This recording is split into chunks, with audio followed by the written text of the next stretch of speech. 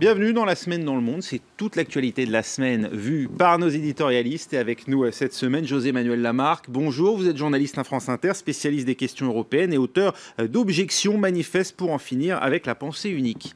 Également avec nous Ziad Limam, directeur du mensuel Afrique Magazine, Marc Semo, journaliste au Monde en charge des questions diplomatiques. Bonjour. Et Laure Simoès, directrice éditoriale de Cartooning for Peace. Et d'abord peut-être un mot d'hommage au dessinateur suisse Philippe Becklin, alias Mix et Remix, qui nous a quittés en début de semaine. Là. Oui, le lundi 19, ça a été vraiment une journée tragique dans tous les sens du terme. Et c'est vrai que la profession est très meurtrie par cette disparition, parce que c'est un dessinateur suisse qui est mort à l'âge de 58 ans, qui était un personnage extrêmement discret, peu public, tout entier rivé au silence et à sa table de travail qu'on voyait très peu. Mais par contre, ses dessins faisaient mouche. Et ils étaient caractérisés par un style tout à fait reconnaissable, très minimaliste, avec ses personnages au gros nez. Et puis son humour était hors pair. Je voudrais simplement pouvoir montrer quelques exemples. Ce dessin sur la liberté d'expression, conférence sur la liberté d'expression, silence s'il vous plaît, par exemple. Un autre dessin autour justement du rapport de force entre la Russie et l'Europe. Face à la Russie, l'Europe tape du poing sur la table. Aïe, fait l'Europe. Un autre dessin, toujours, c'est vrai que Poutine était un peu sa marotte. Poutine autorise une manifestation de l'opposition. Merci, monsieur Poutine, c'est sympa. Brandit l'opposition dans la rue.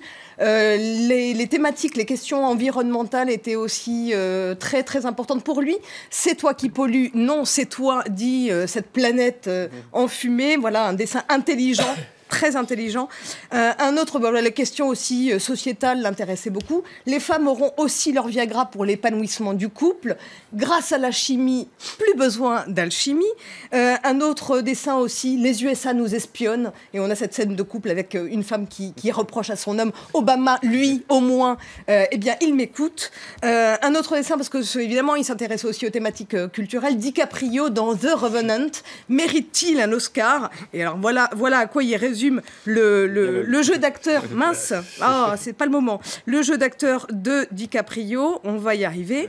Et pour finir, donc, les dessinateurs du monde entier lui ont rendu hommage. On peut retrouver plein de dessins sur notre site et dans nos réseaux sociaux. Évidemment, comme dit le dessinateur québécois Côté, c'est difficile de lui rendre hommage sans tomber dans la caricature. Donc, j'en montrerai qu'un seul. C'est un très grand dessin du grand dessinateur algérien Dilem, Merde et Remerde, que Mix et Remix soit parti si tôt. Dans le style.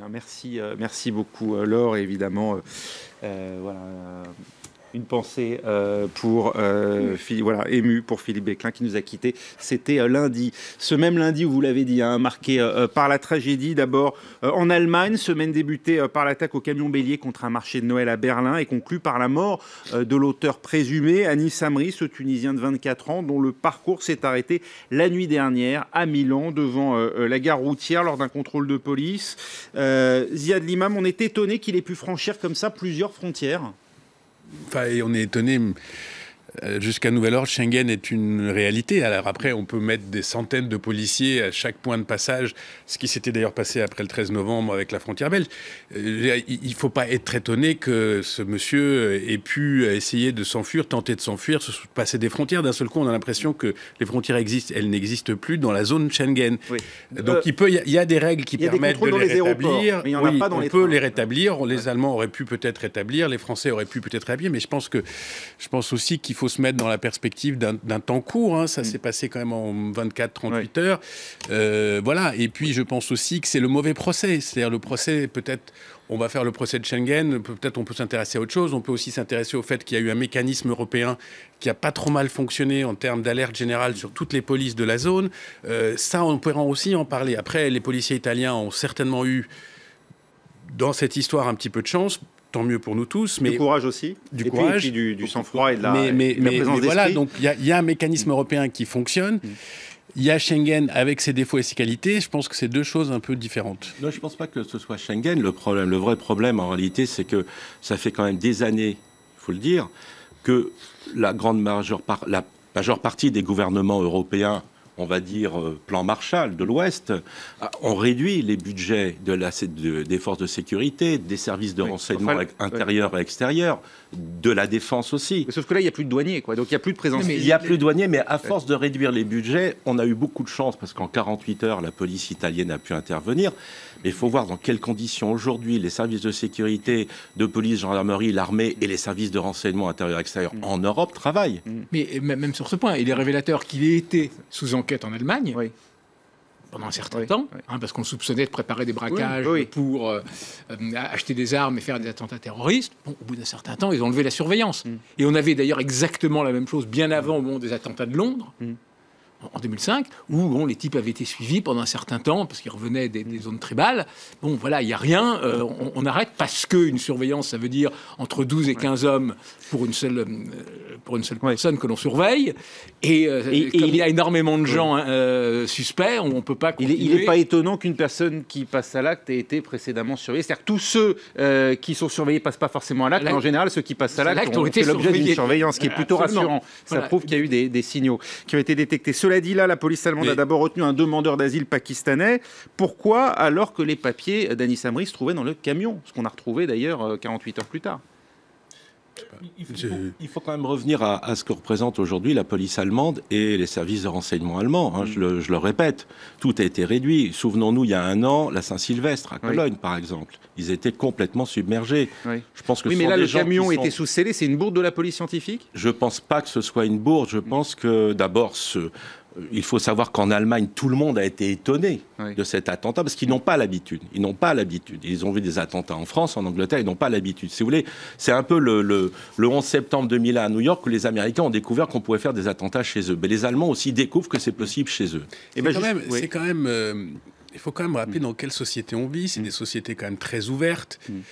Ça demanderait de la part des mécanismes de surveillance et de police une précision absolue, le zéro faute. On exige des services de sécurité un zéro faute, tout en exigeant un certain respect de nos droits fondamentaux. Donc on est dans ce débat qui n'est pas si simple. Dans le cas de Amri, ceci dit, les Allemands... Peut-être ils auraient dû peut-être ils auraient dû l'arrêter préventivement, j'en sais rien. Bon, il se trouve aussi qu'il était en procédure d'expulsion, mais sans les papiers, donc c'est très compliqué. Les pays d'accueil, que ce soit les Tunisiens, les Algériens, les Marocains ou d'autres, sont pas absolument pressés de récupérer des gens sur lesquels ils ont peu d'informations finalement, parce que c'est des gens qui sont partis il y a 4-5 ans. Qui refusent aussi de décliner leur identité et leur nationalité. On a une scène qui est extrêmement complexe. Et moi, je suis un petit peu stupéfait des jugements vraiment à la hache le premier jour sur les défaillances, sur les trucs. D'autant qu'en Allemagne, il y a, pour des raisons historiques évidentes, il y a un respect de l'état de droit qui est très extrêmement fort. Un certain nombre de choses qui, en France, désormais, avant même l'état d'urgence, et encore plus depuis l'état d'urgence, sont considérées comme normales, les assignations à résidence, etc., pour pas grand-chose, en Allemagne, sont possibles. Est-ce qu'on n'a pas là sous-estimé le risque qu'un attentat de grande ampleur puisse se produire sur le sol allemand, puisqu'il y avait eu déjà un certain nombre d'attaques dans l'été. Il y avait eu des alertes, mais... il y a quand même. Alors vous dites toujours, vous dites jamais. Mais c'est toujours sous-estimé, bien évidemment, puisque nous sommes aujourd'hui dans l'Union européenne, et je lisais un article pas plus tard qu'hier, la différence entre les services de renseignement américains et les services de renseignement européens. Il faut dire la vérité. En Europe, ça va faire 10, 20 ans qu'on nous parle de paix et de liberté. Et comme on nous parle de paix, il ne faut pas préparer la guerre. Manque de chance, nous sommes en guerre. Et comme les gouvernements européens ont réduit, je le répète, les forces de défense. Il y a combien d'armées qui, aujourd'hui, peuvent... On en a eu l'illustration cette semaine avec la sortie de Pierre de Villiers. Il y a le Royaume-Uni et la France. Et le reste, on ne sait pas. Idem pour la police en Europe, idem pour la gendarmerie. Et le pire, si on veut faire la guerre, il faut avoir un bon service de renseignement. Les services de renseignement aujourd'hui en Europe, ce sont des gens courageux, mais avec des rêves américains et le budget du Botswana. Et spécialisé dans le contre-espionnage et pas forcément le contre-terrorisme, ce qui n'est pas exactement la même chose. C'est pas exactement la même chose, mais si on donnait un peu plus de budget à tous ces services-là, on y arriverait mieux. Mais il y a aussi un autre facteur qui a joué, c'est que l'Allemagne a un rôle marginal dans les opérations de la coalition internationale contre l'État islamique. Quelque part, ils savent qu'ils sont visés. Il y avait eu des mini-attentats qui s'étaient préparés, mais ils n'ont pas totalement intériorisé la chose, parce que justement, la stratégie de l'État islamique est celle de créer un climat de guerre civile. C'est-à-dire, on crée l'attentat, on espère des réactions extrêmement autoritaires pour pouvoir recruter d'autres terroristes, etc. Et dans cette logique-là, Pour eux, l'Allemagne, aujourd'hui, est une cible fondamentale, mais les Allemands ne se vivaient pas comme une cible, comme une première cible, disons. C'est d'autant plus une cible avec cette décision historique... D'accueillir. Oui, la décision historique de l'Allemagne d'accueillir plus d'1 million de réfugiés avec la crise des réfugiés syriens, dont on mesurera peut-être dans 5 ans, dans 10 ans, toutes les conséquences positives, négatives sur ce pays et sur l'Europe.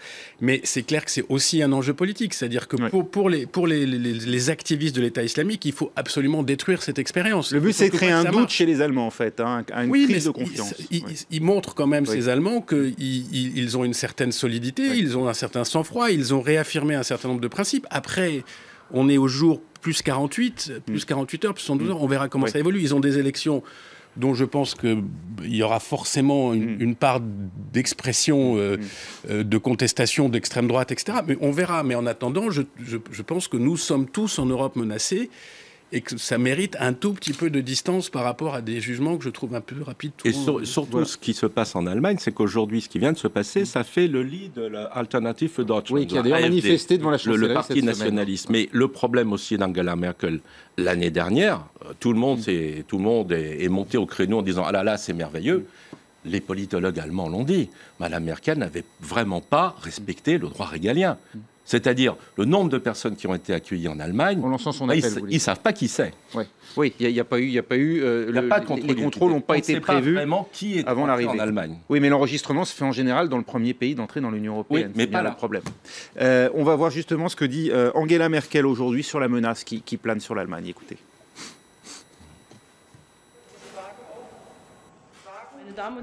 Mesdames et messieurs, nous pouvons être soulagés à la fin de cette semaine que le danger immédiat est écarté. Cependant, le danger terroriste, dans son ensemble, demeure toutefois présent, comme depuis plusieurs années. Ça, nous le savons tous. Voilà, bon, je pense qu'on en a pas mal parlé déjà avant de l'écouter. Laure, il y a, on l'imagine aussi, pas mal de dessins là-dessus. Oui, bien sûr. L'attaque, en fait, les dessinateurs se sont engouffrés dans ce décalage extrême qu'il y a entre la violence de l'attaque et puis ce qui est censé entourer Noël, c'est-à-dire la magie et la douceur. Donc là, on a un dessin de Darío, dessinateur mexicain, avec cette espèce de traîneau de la mort qui, évidemment, prend le Père Noël en otage. Un autre dessin beaucoup plus graphique d'une dessinatrice franco-libanaise qui s'appelle Swaha, où, évidemment, la traînée du pneu dessine un espèce de sapin écrasé. On a l'explosion autour, et puis des traces de sang et des couleurs de l'Allemagne. Tout y est. Cet autre dessin de Raima, dessinatrice vénézuélienne, qui est intéressant parce que il montre à quel point le terrorisme sait se camoufler, sait se tapir dans l'ombre et surprendre toujours là où on ne l'attend pas. Encore un autre dessin, alors Joop Bertrams, grand dessinateur des Pays-Bas, pour De Groen Amsterdammer. C'est toujours des dessins. Chez lui, on a envie de se taire quand on voit ces dessins. Seul le titre mérite d'être lu. Esprit de Noël. Et puis après, on a juste envie de zoomer et puis de se taire. Un autre dessin Mamidé chez Tchir, d'un autre dessinateur des Pays-Bas, de cette Allemagne en deuil avec cet ange qui pleure. Et puis on disait donc tout à l'heure, les conséquences, la réponse ultra-sécuritaire, un dessin de Kishka, dessinateur israélien, avec ses Pères Noël et puis ce cerf qui sont obligés de passer sous les portiques de sécurité. Et puis le spectre qui plane, évidemment, on en parlait tout à l'heure. Merci aux islamistes, peuvent dire certains.